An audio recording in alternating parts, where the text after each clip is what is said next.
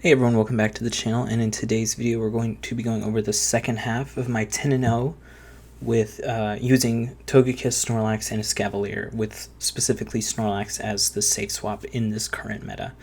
And before we get started, if you haven't, definitely subscribe to the channel. You'll get all of this content right when it comes out.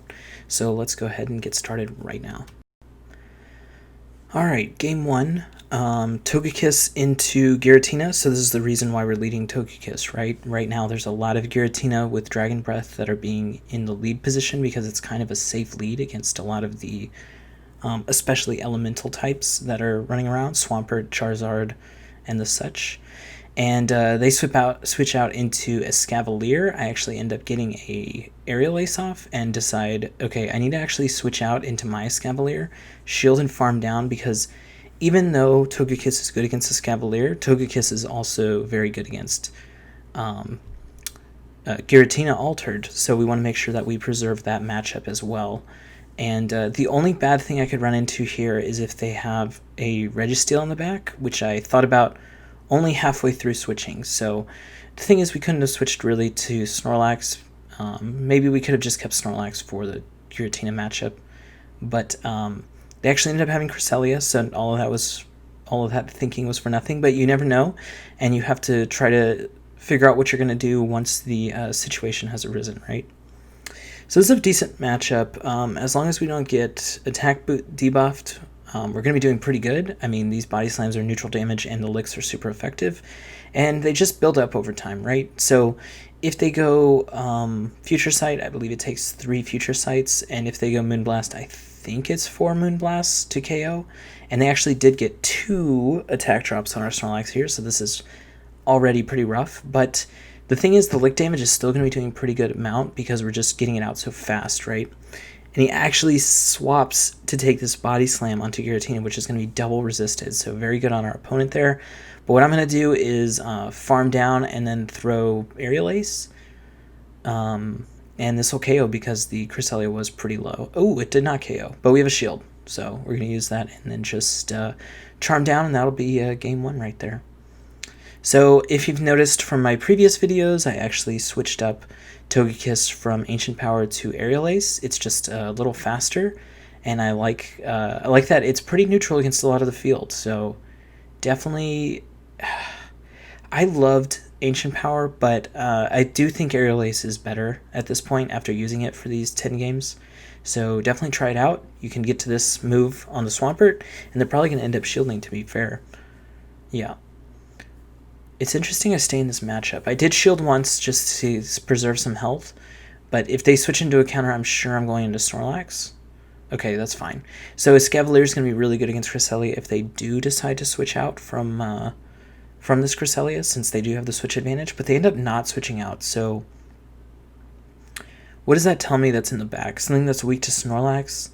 Or they just want to farm up a ton of energy here? So it's probably Giratina with Shadow Claw, right?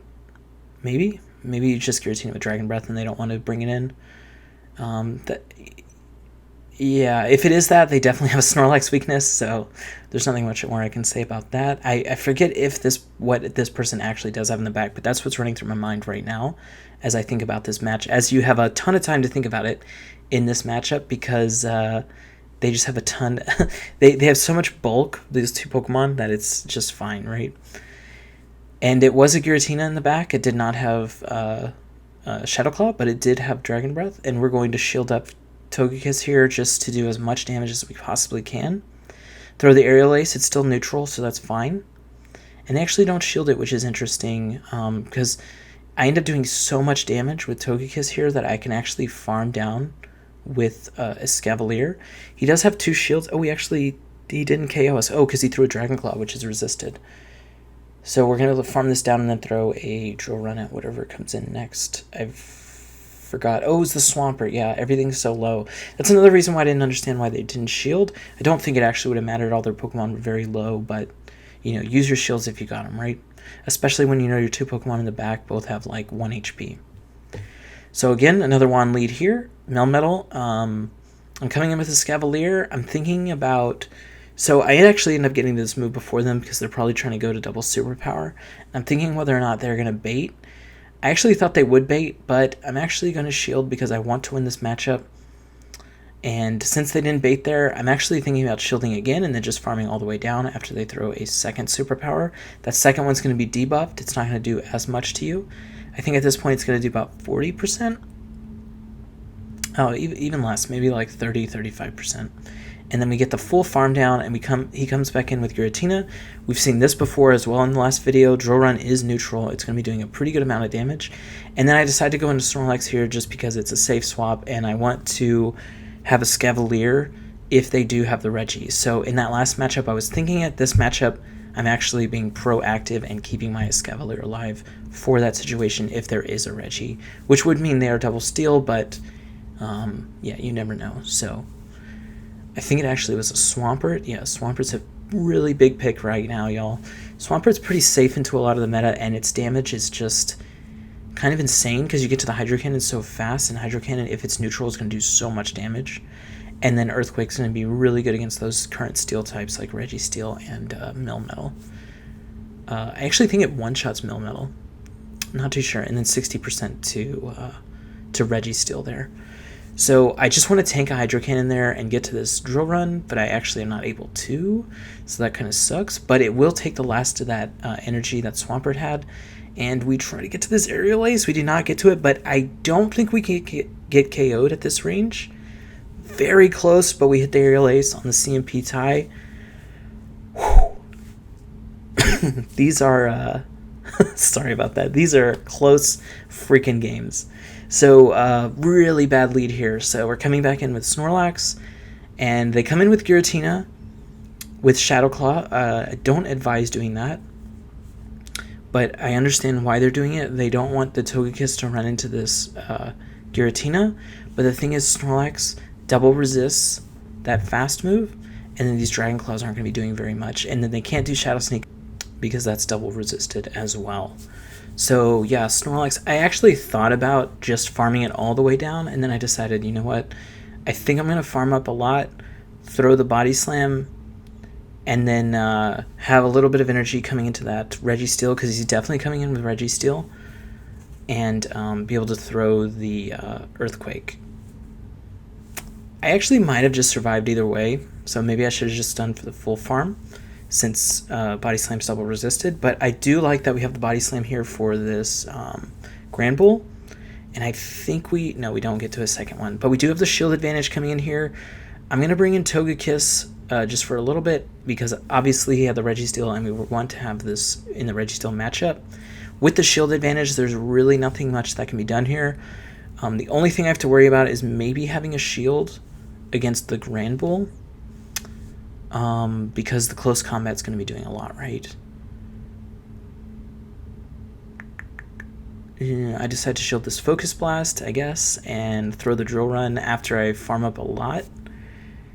And then I'm hoping, okay, I see, I'm hoping to get a Drill Run here on this Grand Bull, which we would have definitely made it to, but our opponent quit. Save some time. And another Giratina lead. These are very straightforward. They're going to switch into your counter. So when they bring in a Escavalier, this is something I started liking doing. I'll either wait for their move or throw my own. It really just depends on the game. And then bring in my own Escavalier, shield once and farm down, which I believe we can do. You can look at your own energy, how much they gained. They were one ahead of us for the Drill Run, so we probably can get them down as long as we make it to... we can just see right in our Drill Run if we're not going to make it to the Drill Run or not. We can throw it if we think they're not going to make it. But obviously that helps me out a ton. Even though this is a bad matchup, we are fully loaded on energy and can end up throwing all that energy into Togekiss, which is going to do a lot, especially for the mirror match. But I'm going to bring in... Oh, okay, I remember what I did here. I wanted to get a shield with this and then bring in Snorlax. Just so I could have Togekiss for the back, because we haven't seen anything Togekiss can beat yet outright. So I'm thinking what's in the back is probably Giratina. Oh, no, we saw the Giratina earlier, so that's what I'm keeping the Togekiss for. Probably will end up keeping the shield as well, so I don't assume that I'm going to shield anything here on Togekiss. they get to freaking swap in on the body slam, which really good from our opponent, really sucks for me because now I have to worry that the Togekiss has a move in the back. So with the knowledge that Togekiss might have a move in the back, I thought I would save the shield, but I don't actually think we can because this guy's going to make it to another one. And we're just going to go for the CMP tie against their Togekiss. But it was a Dragon Claw anyways, and I actually don't think they were at one. They must have been close, or maybe they had Ancient Power and they were like 3 off still. So that was the second set of 5. You can see at the bottom we did 10 of the battles for that quest. There are 15, I think, in that quest line. And yeah, that was a 10-0 using Togekiss, Snorlax, and Escavalier. This team was made by Asian Milkman, actually. He hit rank 10, I believe, on Sunday with this team.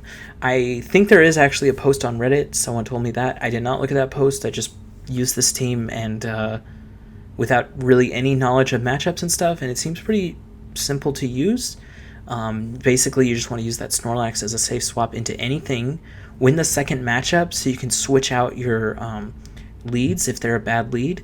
Escavalier and Togekiss cover pretty much the opposite things in Ultra League, so if you ever need to switch, use as many shields as you need to on Snorlax in a matchup that makes sense. Obviously, if they come in with a fighter against your Snorlax, don't shield that up because you're probably not going to win that. But when it makes sense, you can go into a shield disadvantage to get that swap advantage with Snorlax. From what I've seen, if anything, go check out that Reddit post by Asian Milkman. I'm sure he's used this team a lot more than me and has a lot more knowledge on it, but this is just basically what I saw and how I've been doing it. So if you like my content, go ahead and hit that subscribe button, and thank you all so much for watching this video.